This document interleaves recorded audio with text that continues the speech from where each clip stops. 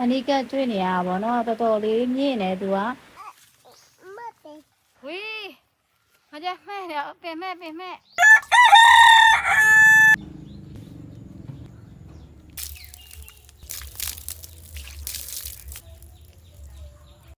ကဲထုံးစံတိုင်းပဲဒီနေ့လည်းခြံတက်မယ်ပေါ့နော်ဒါပေမဲ့ဒီနေ့ကလမ်းမှာအလှူလေးတစ်ခုဝင်ဖို့ရှိတယ်ဆိုတော့အဲ့ဒီအလှူလေးကိုအရင်ဝင်ရမယ်ပြီးမှပဲခြံကိုသွားမယ်ပေါ့နော်ဒီနေ့ကအဖော်ရှိတယ်ကွယ်မရွှေတူမလေး2ယောက်လည်းပါသွားတယ်သူတို့2ယောက်တစ်စီးမရွှေတို့အမနဲ့မရွှေတစ်စီးပေါ့နော်နှစ်စီးသွားကြရဆိုအဖော်ရနေတယ်ဒီလိုမျိုးတစ်ပင်တောတောင်တွေကြားကိုဖြတ်သွားတဲ့အချိန်မှာရှူရတဲ့လေရလေဘာနဲ့မှလဲမနိုင်ဘူးတိလားအိမ်မှာလည်းဒီအိမ်ချန်ထဲမှာလည်းအပင်တွေရှိတယ်ဒါပေမဲ့အဲ့ဒီမှာရှူရတဲ့လေနဲ့ဒီလိုတောကိုဝင်လာတဲ့အချိန်မှာရှူရတဲ့လေနဲ့လုံးဝမတူဘူးလက်ဆက်မှုက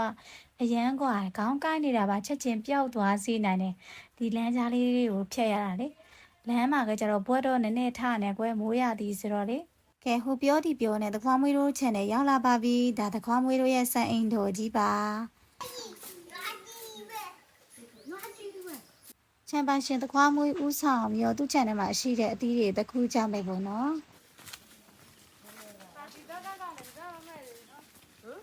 ဒီတပင်လည်းမဲ့တယ်ဒီမှာမတွေ့ဘူးဆိုမှအဲ့ဒါတက်သွားလုံး50က哇，三家嘞买的了，他们就这样子。来，三家嘞就贴单嘞，你们说按多少钱嘞？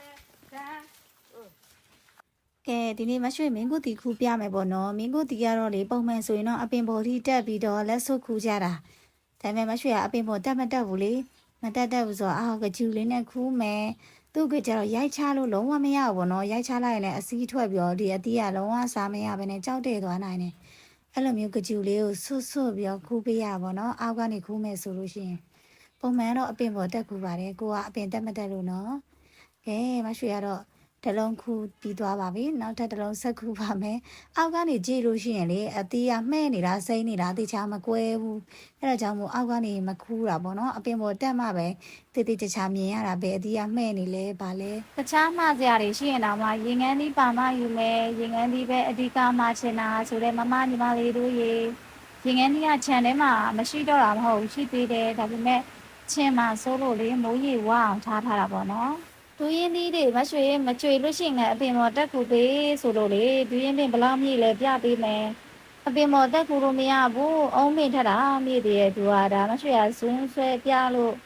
အနိကတွေ့နေရပါတော့တော်တော်လေးမြင့်နေသူကအပင်ပေါ်သွားတက်နေတဲ့အချိန်မှာဒူးရင်သီးကြွေတာပြီးတော့ကို့အထိပါဘယ်လိုလုပ်မလဲနော်ဒူးရင်ပင်ကလုံးဝတက်ကူလို့မရဘူးသူကြွေတာလေးကိုပဲစောက်ပြီးတော့ကောက်ရတာတအားမြင့်နေလေကြည့်ပါအောင်နော်လုံးဝတက်ကူလို့မရဘူးဒါဒူးရင်တော်ဒီပေါ့နော်ဒါအရိုင်းကြီးတွေအရသာရှယ်ကောင်းတဲ့အပင်လေးတွေနော်အသားလေးထူတယ်ဒီအပင်ကချမ်ပန်ရှင်တထေးမကြီးတခွားမွေးရတော့ဒီပင်တွေကဒူးရင်ပင်ပါဒီပင်ကမင်းကိုပင်ပါဒီပင်ကဘလို့ကားနေပါညာနေပေါ့နော်သူအရန်ကိုရှင်းပြနေပါတယ်တွေ့ရလားအဲ့လိုမျိုးအကိုင်းခက်သေးသေးလေးတွေနဲ့အဲ့ဒါမင်းကိုပင်ပေါ့နော်မင်းကိုပင်ပေါ်တက်ခူးလို့ရှိရင်အဲ့ဒီအကိုင်းသေးသေးလေးတွေကိုနင်းမြော့တက်သွားရတာအရန်အန္တရာယ်များတဲ့အလုပ်တစ်ခုပဲနော်စမ်းကြောင်းလေးကမိုးရွာတဲ့ချိန်ဆိုတော့ရေများတယ်အခုသွားတဲ့ချိန်လေးကြောင့်ရေတော်တော်လေးကျသွားပြီပေါ့နော်ဒါပေမဲ့ရေနည်းနည်းလေးဆိုရင်အထင်သွားသေးလို့မရဘူးဒီစမ်းကြောင်းတွေကလေတောင်ကျရေကျတဲ့ချိန်နဲ့ဆုံရင်အုံးမင်းတစ်ပင်လုံးတော့မျောနိုင်တယ်ပေါ့နော်သူရဲ့တောင်ကျရေအားကအဲ့တော့ကြောင့်ကိုဒီဒေတာကိုပိုင်းနေအချိန်လေးပါတေချာသိတယ်ဆိုမှပဲရေဆော့တာပါညာကောင်းတယ်ပေါ့နော်ဒီနေ့ဒူးရင်ဒီအမှားကြီးမပေးနိုင်အော်ထိပြီတောင်ကျရေမလာခင်ချားကိုမြင်မြင်ဖြတ်ပါ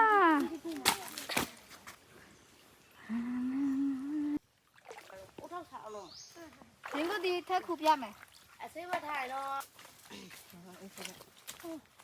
တွေ့လား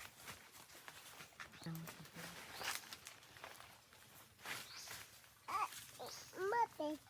ဟာဘင်းဒူယောလားယောလာငယ်လာခွဲကြမယ်ဒီလာခဲလာဟေးငါတို့ခွဲပေးမယ်ဝီးမကြမဲ့တော့ပင်မဲ့ယောစားကြခိုက်စားပြလားဝီးချိုးလိုက်လေဒူးရင်ပင်နဲ့အရန်သဘောကျပြီပဲဒူးရင်ပင်အောက်မှာကြောအရှင်းကြမနေရဲဘူးခဏနေကြရင်ကြွေကြလာပြီးတော့လူထိမှဆိုလို့လေဒူ ဒူရင်တီးတဲ့အဲ့လိုမျိုးလေးတီးတာတော့တပုံကြီးပဲတော်မြင့်နေနော်ဒူရင်ပင်တွေကဘလို့မှတက်ခူလို့မရတဲ့အခြေအနေကြည့်အောင် ခွာလို့မရသေးဘူးဒါနဲ့စိမ့်နေရ မင်းကိုတီးကသူ့ဒီလိုမျိုးလေးဆုတ်ပြီးတော့လှည့်လိုက်ရတဲ့ချက်ချင်းကိုဒီလိုမျိုးခူးရလွယ်တယ်ပေါ့နော်ဒါပေမဲ့လည်းလုံးဝပြုတ်ကြလို့မဖြစ်ဘူးရိုက်မိလို့မဖြစ်ဘူးအဲ့မျိုးတတိထားခူးရတဲ့အရာတစ်ခုပေါ့လေအစည်းထွက်သွားတယ်ကြောက်တယ်ပြီးစားမရတော့ဘူးဆိုဒူရင်တီးကမကြွေတာမဟုတ်ဘူးကြွေတော့ကြွေတယ်ရှယ်အလုံးလေးမကြွေဘဲနဲ့အဲ့လိုမျိုးအုံလို့လောက်စားတဲ့အသေးလေးတွေပဲကြွေများနေတော့လေမကြွေရောင်းလို့မရလက်ဆောင်ပေးမရဖြစ်နေတယ်ပေါ့နော် ဟာကလေးကနာနေပြီမချမ်းပိုင်းရှင်ပါလေယူခဲ့တယ်ကဲဘာသီးလဲအဲ့ဒါဘာသီးလဲရှင်ဟမ် ဘယ်စရည်လဲဇောင်းရန်ဒီ စရည်တဲ့ဟာဇောင်းရသည်လားဟောခက်တီနဲ့စရည်တဲ့ချမ်းပိုင်းရှင်ရဲ့ဘာမကလေးလားပြန်ကြမယ်တို့ယူอ่ะ ကြည့်ဒါလေးတွေကကြအုံနိုးလို့စားဖို့ပဲရမယ်ဒူရင်လေးအပြက်တီးတွေပေါ့နော်ဒါကကြလည်းရှေ့တွေဖောက်တာလို့ကွဲပြဲစားလို့မရဘူးဒါလည်းအဲ့တိုင်းပဲနော်ကောင်းကောင်းကန်တလုံးမလာသေးဘူးကွယ်